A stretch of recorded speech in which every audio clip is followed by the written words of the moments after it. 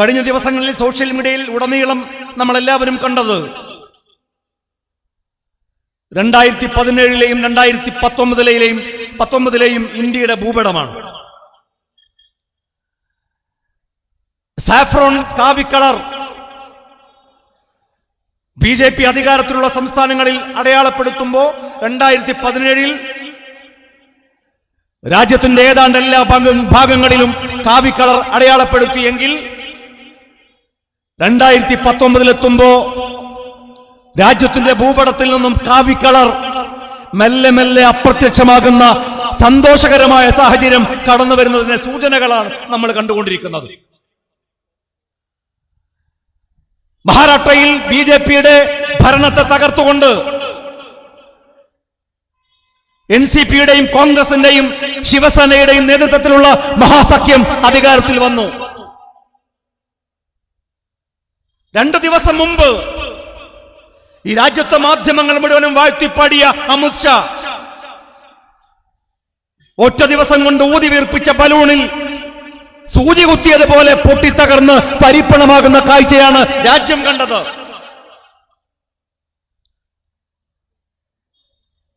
ഒരു ദിവസം നേരം പുലരുമ്പോ രാജ്യത്തിന്റെ പ്രധാനമന്ത്രി അർദ്ധരാത്രിയിൽ മഹാരാഷ്ട്രയിലെ രാഷ്ട്രപതി ഭരണം പിൻവലിക്കാനുള്ള ശുപാർശ കത്തിൽ ഒപ്പിടുന്ന കാഴ്ച നേരം പുലരുമ്പോഴാണ് രാജ്യം കാണുന്നത്. രാഷ്ട്രപതി ഭരണം പിൻവലിക്കുന്നത് രാവിലെ 5:45.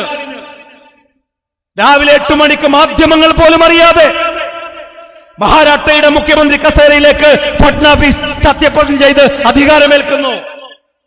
രാജ്യം മുഴുവൻ നടുങ്ങിപ്പോയി. രാഷ്ട്രീയ പാർട്ടികൾ ഒരു നിമിഷത്തേക്ക് അത്ഭുതപ്പെട്ടു പോയി. എങ്ങനെ BJPക്ക് ഇത് സാധിച്ചു? BJPക്കാർ പറഞ്ഞു, ഞങ്ങൾക്കറിയില്ല, ഞങ്ങൾക്കൊരു നേതാവുണ്ട്. കോൺഗ്രസ് പാർട്ടിക്കില്ലാത്ത, NCPക്കില്ലാത്ത, രാജ്യത്തെ രാഷ്ട്രീയ പാർട്ടികൾക്കില്ലാത്ത ഒരു നേതാവ് ഞങ്ങൾക്കുണ്ട്. ആ നേതാവിന്റെ പേര് അമിത്ഷായാണ് എന്നവർ വീമ്പ് പറഞ്ഞു. മലയാള പത്രങ്ങൾ ഉൾപ്പെടെ മാധ്യമങ്ങൾ അമിത്ഷായെ പ്രകീർത്തിക്കാൻ, അമിത്ഷായെ പ്രശംസിക്കാൻ വാക്കുകൾ കണ്ടുപിടിക്കുകയായിരുന്നു. മലയാള ലിപിയിൽ ഏതൊക്കെ ഭാഷയാണോ, ഏതൊക്കെ പദമാണോ, ആ പദമൊക്കെ എടുത്തുകൊണ്ടാണ് അമിത്ഷായെ പുകഴ്ത്തിയത്. ചാണക്യൻ. രാജ്യം മുഴുവനുള്ള മാധ്യമങ്ങൾ ഒരുപോലെ പറഞ്ഞു, ചാണക്യൻ, ചാണക്യൻ, ചാണക്യൻ. പക്ഷെ അന്ന് ഒരു പത്രം, ദ ടെലിഗ്രാഫ് എന്ന് പറയുന്ന ഇന്റർനാഷണൽ പത്രം, WTF ഫഡ്നാവിസ് എന്നാണ് പറഞ്ഞത്. WTF എന്ന് പറഞ്ഞാൽ എന്താണെന്ന് ഗൂഗിളിൽ വെറുതെ ഒന്ന് സെർച്ച് ചെയ്ത് നോക്കിയാൽ മതി. അതൊരു അസഭ്യമാണ്.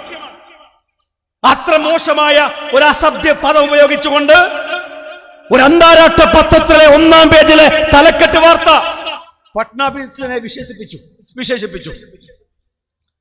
ഡെക്കാൻ ക്രോണിക്കിൾ ഉൾപ്പെടെയുള്ള പല ദേശീയ മാധ്യമങ്ങളും അങ്ങനെ വിശേഷിപ്പിച്ചപ്പോ ഭൂരിപക്ഷ പത്രങ്ങളും വിശേഷിപ്പിച്ചത് അമിത്ഷായെ ചാണക്യൻ എന്നാണ്. എന്നാൽ രാജ്യത്തിന്റെ പരമോന്നത നീതിപീഠമായ സുപ്രീം കോടതി കേസ് പരിഗണിക്കുമ്പോ ആ ദിവസം ഏതാണ് എന്ന് നമ്മൾ മറന്നു പോകാൻ പാടില്ല. രാജ്യത്തിന്റെ ഭരണഘടനയുടെ 70-ാം വാർഷികം ആഘോഷിക്കുന്ന അതേ ദിവസം രാജ്യത്തിന്റെ പരമോന്നത നീതിപീഠമായ സുപ്രീം കോടതി വിധി പറഞ്ഞു. ഒരു ദിവസം കൊണ്ട് വിശ്വാസ വോട്ടെടുപ്പിനെ BJPയുടെ ഗവൺമെന്റ് നേരിടണം. വിശ്വാസ വോട്ടെടുപ്പിനെ പോലും നേരിടാതെ ചാണക്യൻ എന്ന് വിശേഷിപ്പിച്ച അമിത്ഷായുടെ പാർട്ടിയുടെ മുഖ്യമന്ത്രി രാജിവെച്ച് നാണം കെട്ട് ഇറങ്ങിപ്പോകുന്ന കാഴ്ചയാണ് രാജ്യം മുഴുവനും കണ്ടത്. അപ്പോഴാണ് മലയാള മാധ്യമങ്ങൾ ഉൾപ്പെടെ ചാണക്യൻ എന്ന് വിശേഷിപ്പിച്ച അമിത്ഷാ ചാണക്യനല്ല, ചാണക്യതന്ത്രമല്ല അദ്ദേഹത്തിന്റെ തലയിലുള്ളത്, അദ്ദേഹത്തിന്റെ തലയിൽ ചാണകതന്ത്രം മാത്രമാണ് ഉള്ളത് എന്ന് രാജ്യം മുഴുവൻ മനസ്സിലാക്കിയത്. ഇല്ല, ചാണകതന്ത്രം എന്നല്ലാതെ വേറെന്താ പറയാ? ദേവേന്ദ്ര ഫഡ്നാവിസ് മുഖ്യമന്ത്രി ആയപ്പോ കേരളത്തിലെ ഒരു പാർട്ടിയുണ്ട്, കമ്മ്യൂണിസ്റ്റ് മാർക്സിസ്റ്റ് പാർട്ടി. അവരെന്താ പറഞ്ഞത്? രാഹുൽ ഗാന്ധി എന്തെടുക്കുകയായിരുന്നു? കേരളത്തിൽ നിന്ന് ഒരാൾ പോയിട്ടുണ്ടല്ലോ, KC വേണുഗോപാൽ മഹാരാഷ്ട്രയിലേക്ക്, മുംബൈയിലേക്ക്. അയാൾക്ക് എന്ത് കഴിഞ്ഞു? നാണക്കേട്. KC വേണുഗോപാൽ നേരം പുലരുന്നതിന് മുമ്പേ, ഉറങ്ങി എണീക്കുന്നതിന് മുമ്പേ അമിത്ഷാ ദേവേന്ദ്ര ഫഡ്നാവിസിനെ മുഖ്യമന്ത്രിയാക്കിയില്ലേ? ഈ കോൺഗ്രസിനെ കൊണ്ട് എന്ത് കൊള്ളാം? ശിവസേനയെ കൂട്ടിയിട്ടാണെങ്കിലും ഭരിക്കണ്ടേ? ബിജെപിയെ മാറ്റി നിർത്തുക എന്നതല്ലേ രാഷ്ട്രീയ തന്ത്രം? RSSനെ പരാജയപ്പെടുത്തുക എന്നതല്ലേ രാഷ്ട്രീയ തന്ത്രം? ആരെ കാത്തു നിൽക്കുകയായിരുന്നു കോൺഗ്രസ്? 2 ദിവസം കഴിഞ്ഞു, ദേവേന്ദ്ര ഫഡ്നാവിസ് രാജിവെച്ചു, അജിത് പവാർ രാജിവെച്ചു, നാണം കെട്ടിറങ്ങിപ്പോയി. കോൺഗ്രസും NCPയും ശിവസേനയും സഖ്യമുണ്ടാക്കി. അപ്പൊ CPM-കാരൻ ചോദിക്കുക, അതെന്ത് സഖ്യാണ്? ഇത് അവിശുദ്ധ കൂട്ടുകെട്ടല്ലേ? ഈ ശിവസേനയെ കൂട്ടിയിട്ട് ആരെങ്കിലും ഭരിക്കോ? ശിവസേന എന്ന് പറഞ്ഞ വലിയ വർഗീയ പാർട്ടിയല്ലേ? നോക്കൂ, ഞങ്ങളൊരു MLA ഉണ്ട്. CPM-ന്റെ നേതാക്കന്മാർ പറയാണ്, മഹാരാഷ്ട്രയിൽ ഞങ്ങൾക്കൊരൊറ്റ MLA ഉള്ളൂ, അദ്ദേഹത്തിന്റെ പേര് വിനോദ് നിക്കോളെ. രാഹുൽ ഗാന്ധി ആരെങ്കിലും നിന്നും രാഷ്ട്രീയം പഠിക്കാൻ ആഗ്രഹിക്കുന്നുവെങ്കിൽ ഞങ്ങളുടെ CPM-കാരനായ വിനോദ് നിക്കോളയെ കണ്ടിട്ട് അയാൾ എടുത്തുപോയി രാഷ്ട്രീയം പഠിക്കണം. അതാണ് രാഷ്ട്രീയം. അയാൾ പോയില്ലല്ലോ BJPയെ പിന്തുണക്കാൻ, അയാൾ പോയില്ലല്ലോ ശിവസേനയെ പിന്തുണക്കാൻ, അയാൾ പോയില്ലല്ലോ RSSനെ പിന്തുണക്കാൻ. കേരളത്തിലുടനീളമുള്ള CPM-കാർ, സൈബർ സഖാക്കൾ ഫേസ്ബുക്കിൽ ഇങ്ങനെ വാഴ്ത്തുപാട്ടുമായി CPM-നെ പ്രഘോഷിക്കാൻ, CPM MLA പ്രശംസിക്കാൻ ഇങ്ങനെ രംഗത്ത് വരിക. ആരാണ് ഈ വിനോദ് നിക്കോള എന്ന് നിങ്ങൾക്കറിയോ സഖാക്കളെ? ഈ വിനോദ് നിക്കോള മത്സരിച്ച മണ്ഡലം ഏതാണ് എന്ന് നിങ്ങൾക്കറിയോ? ദഹാനു മണ്ഡലം, മഹാരാഷ്ട്രയിലെ ദഹാനു മണ്ഡലം. അവിടെ 2014 ആരാ ജയിച്ചത്? BJP-കാരൻ. എത്ര വോട്ട് കിട്ടി? 41,000 വോട്ട്. അവിടെ 2ാം സ്ഥാനത്ത് നിൽക്കുന്നത് ആരാണ്? CPM. എത്ര വോട്ട് കിട്ടി? 28. 3ാം സ്ഥാനത്ത് ആരായിരുന്നു 2014? NCP. എത്ര വോട്ട് കിട്ടി? 27,000. ആ മണ്ഡലത്തിൽ 2014 കണക്കാണ് ഞാൻ പറയുന്നത്. 4ാം സ്ഥാനത്ത് ആരാണ്? Indian national Congress. എത്ര വോട്ട് കിട്ടി? 17,000. 2019 എങ്ങനെയാ CPM-കാരൻ ജയിച്ചത്? കോൺഗ്രസും NCPയും സ്ഥാനാർത്ഥിയെ നിർത്തിയില്ല. കോൺഗ്രസും NCPയും സ്ഥാനാർത്ഥിയെ നിർത്തിയില്ല എന്ന് മാത്രമല്ല, അവിടെ ജയിക്കാൻ CPM-നാണ് സാധ്യതയെങ്കിൽ ഞങ്ങൾ പരസ്യമായി CPM-നെ പിന്തുണക്കുന്നു എന്ന് പറഞ്ഞു. നിങ്ങൾ CPM-കാരാ, നിങ്ങൾ ഇപ്പൊ ചോദിക്ക്, നിങ്ങളെ മഹാരാഷ്ട്രയിലെ ദഹാനു മണ്ഡലത്തിലെ CPM-കാരെ വിളിച്ച് ചോദിക്ക്. എന്നിട്ട് വിനോദ് നിക്കോളയുടെ മത്സരിക്കുന്ന ആ പോസ്റ്റർ ഒന്ന് എടുക്ക്. ആ പോസ്റ്ററിൽ ചില മുഖങ്ങൾ കാണാം. സീതാറാം യെച്ചൂരിയുടെ മുഖമല്ല, പ്രകാശ് കാരാട്ടിന്റെ മുഖമല്ല. ഇന്ത്യയിൽ ഏതെങ്കിലും ഒരു രാഷ്ട്രീയ പാർട്ടിക്ക് CPM-ന് മുഖ്യമന്ത്രി പദമുള്ള പിണറായി വിജയന്റെ ഫോട്ടോയല്ല. ആരുടെ ഫോട്ടോ ഉള്ളത്? ശ്രീമതി സോണിയാഗാന്ധിയുടെ ഫോട്ടോ, ശ്രീമാൻ രാഹുൽ ഗാന്ധിയുടെ ഫോട്ടോ, ശരത് പവാറിന്റെ ഫോട്ടോ. സോണിയാഗാന്ധിയുടെയും രാഹുൽ ഗാന്ധിയുടെയും ശരത് പവാറിന്റെയും ഫോട്ടോ വെച്ച് നിയമസഭയിൽ മത്സരിച്ച വിനോദ് നിക്കോള ജയിച്ചിട്ട് വന്നിട്ട് പറയാണ് CPM-കാർ, ഞങ്ങൾ കോൺഗ്രസുകാരെ പോലെയല്ല, ഞങ്ങൾ NCPയെ പോലെയല്ല. ഇങ്ങനെ വീരവാദം മുഴക്കുമ്പോഴാണ് വിനോദ് നിക്കോള പറഞ്ഞു, കോൺഗ്രസിന്റെയും NCPയുടെയും ശിവസേനയുടെയും നേതൃത്വത്തിലുള്ള മുന്നണിക്ക് ഞാൻ പിന്തുണ കൊടുക്കുന്നു. പിന്നെ CPM-കാരനെ കണ്ടം വഴി ഓടുക എന്ന് പറയല്ലേ? CPM-കാരൊക്കെ പിന്നെ കണ്ടം വഴി ഓടുകയായിരുന്നു. അപ്പൊ സീതാറാം യെച്ചൂരി പറഞ്ഞു, ഞങ്ങൾ പിന്തുണക്കുന്നുണ്ടെങ്കിൽ മന്ത്രിസഭയിലൊന്നും ചേരില്ല, അല്ലെങ്കിൽ മന്ത്രിസഭ ചേർക്കും. ആകെ ഒരു MLA ഉള്ളത്, ഇദ്ദേഹത്തിന്റെ പിന്തുണ ആവശ്യമില്ല അവിടെ മന്ത്രിസഭ രൂപീകരിക്കാൻ. എന്താ ഇദ്ദേഹം പിന്തുണ കൊടുത്തത്? പിന്തുണ കൊടുത്തില്ലെങ്കിൽ നാട്ടുകാർ തല്ലിക്കൊല്ലും.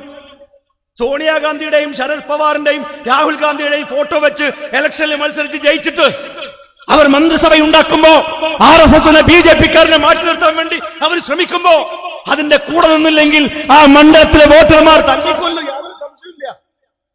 മന്ത്രിസഭയിലൊന്നും ഞങ്ങൾ ചേരുന്നില്ല എന്ന് ഒരു MLA ഉള്ളവർക്ക് ആരാ മന്ത്രിയെ കൊടുക്കുക?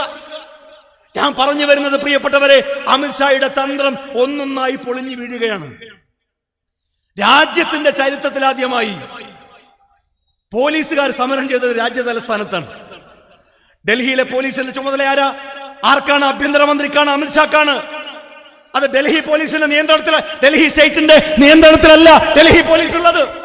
അത് കേന്ദ്ര ഗവൺമെന്റിന്റെ ആഭ്യന്തര വകുപ്പിന്റെ കീഴിലുള്ള സേനയാണ് ഡൽഹിയിലെ പോലീസ് സേന. കാരണം അത് രാജ്യ തലസ്ഥാനമായതുകൊണ്ട്. അതിനെക്കുറിച്ച് കുറെ തർക്കം ആം ആദ്മിയുടെ അരവിന്ദ് കെജ്രിവാൾ ഉയർത്തിക്കൊണ്ടുവന്നത് നമുക്ക് എല്ലാവർക്കും അറിയാം. ആ അധികാരം അവർക്ക് കൊടുക്കണം എന്നായിരുന്നു അരവിന്ദ് കെജ്രിവാളിന്റെ വാദം. ആ വാദം അംഗീകരിക്കാൻ BJPയോ കേന്ദ്ര ഗവൺമെന്റോ തയ്യാറായില്ല. എന്ന് പറഞ്ഞാൽ അമിത്ഷായുടെ കീഴിലുള്ള ഒരു സേനയാണ് ഡൽഹിയിലെ പോലീസ് സേന. ചരിത്രത്തിലാദ്യമായി ഇന്ത്യയിൽ 11 മണിക്കൂറാണ് പോലീസ് സമരം ചെയ്തത്. ഡൽഹിയിൽ പോലീസുകാർ തെരുവിലിറങ്ങി സമരം ചെയ്തു. ആരൊക്കെ സമരം ചെയ്യുന്നത്? സാധാരണ കോൺസ്റ്റബിൾ അല്ല, വലിയ വലിയ ഉയർന്ന റാങ്കുള്ള പോലീസ് ഉദ്യോഗസ്ഥന്മാർ മുതൽ താഴേക്കിടയിലുള്ള പോലീസ് കോൺസ്റ്റബിൾ വരെ തെരുവിലിറങ്ങി സമരം ചെയ്തു 11 മണിക്കൂർ. അമിത്ഷാക്ക് ചേറി വിരൽ അനക്കാൻ കഴിഞ്ഞില്ല.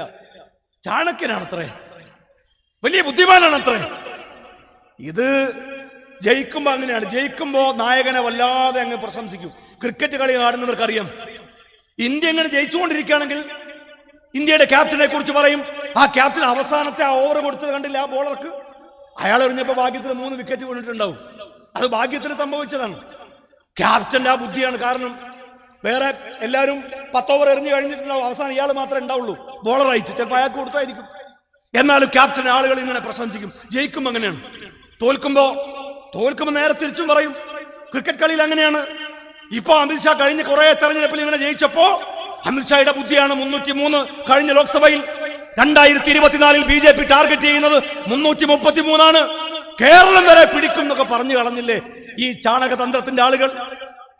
ഞാൻ ചോദിക്കട്ടെ, എവിടെയായിരുന്നു അമിത്ഷായുടെ ബുദ്ധി മഹാരാഷ്ട്രയിൽ? എവിടെയായിരുന്നു കർണാടകയിൽ ഇവരുടെ ബുദ്ധി? കർണാടകയിൽ പിന്നെ പൈസ കൊടുത്ത് കുറച്ച് ആളുകളെ വാങ്ങി. അവിടെ ഒരു MLA ഉണ്ട്, ധൻരാജ് എന്ന് പറയുന്ന ഒരു MLA, നാഗാർജുൻ എന്ന് പറയുന്ന ഒരു MLA.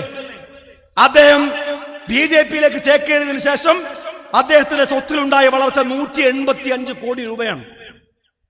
രാജിവെച്ചിട്ട് അദ്ദേഹം അടുത്ത നിയമസഭയിൽ ഡിസംബർ 5 നടക്കുന്ന നിയമസഭാ ഉപതെരഞ്ഞെടുപ്പിൽ മത്സരിക്കുന്നുണ്ട്. കഴിഞ്ഞ നിയമസഭാ തെരഞ്ഞെടുപ്പിൽ മത്സരിച്ചതിനേക്കാളും 185 കോടി രൂപയാണ് അദ്ദേഹത്തിന്റെ ആസ്തി വർദ്ധിച്ചത്. പ്രിയപ്പെട്ട ഫൈസൽ ബാബും ഈ വേദിയിലേക്ക് കടന്നു വന്ന് ഞാൻ അവസാനിപ്പിക്കുകയാണ്.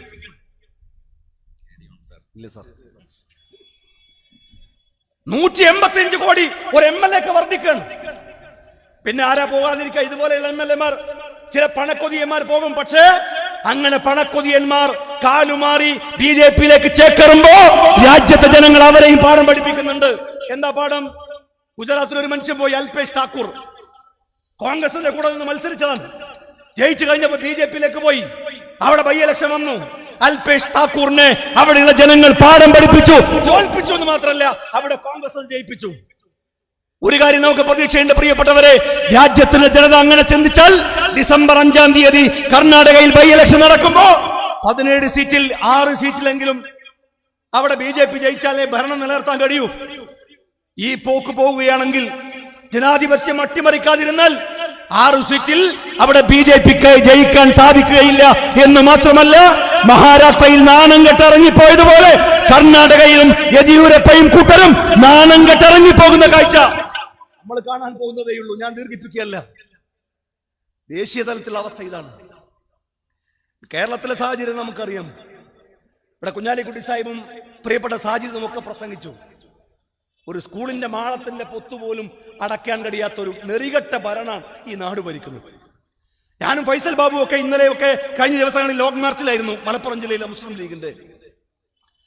നമ്മുടെ നാട്ടിലൊരു പ്രളയം വന്നിട്ട് ഞാൻ ചോദിക്കട്ടെ പ്രിയപ്പെട്ടവരെ, 4106 കോടി രൂപയാണ് കേരളത്തിലെ ജനങ്ങൾ സർക്കാരിന് കൊടുത്തത്.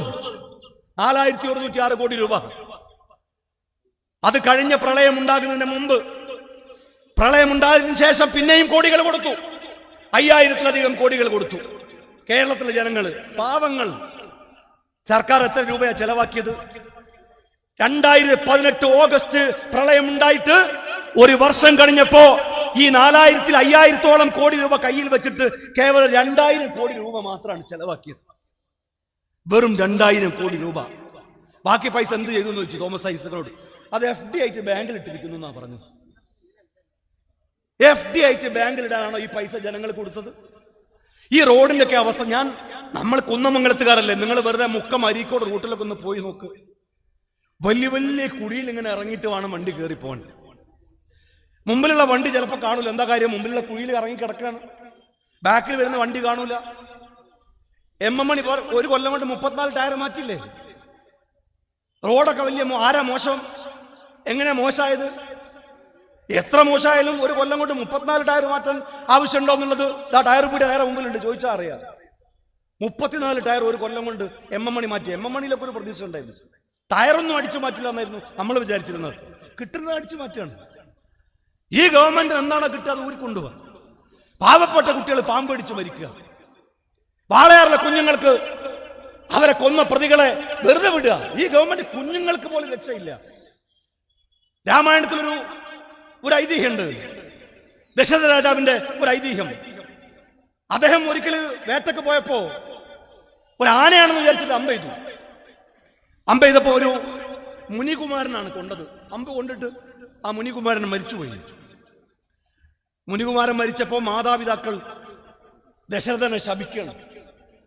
ആ ശാപത്തിൽ നീറിയിട്ടാണ് ദശരഥൻ മരിച്ചു പോകുന്നത്. രാമായണത്തിലെ ഒരു ഇതിഹാസമാണ്, ഒരു ഐതിഹ്യമാണ്. കേരളത്തിലെ കുഞ്ഞുങ്ങൾക്ക് പോലും രക്ഷയില്ല പ്രിയപ്പെട്ടവർ. വാളയാറിലെ കുഞ്ഞുങ്ങൾക്ക് രക്ഷയില്ല.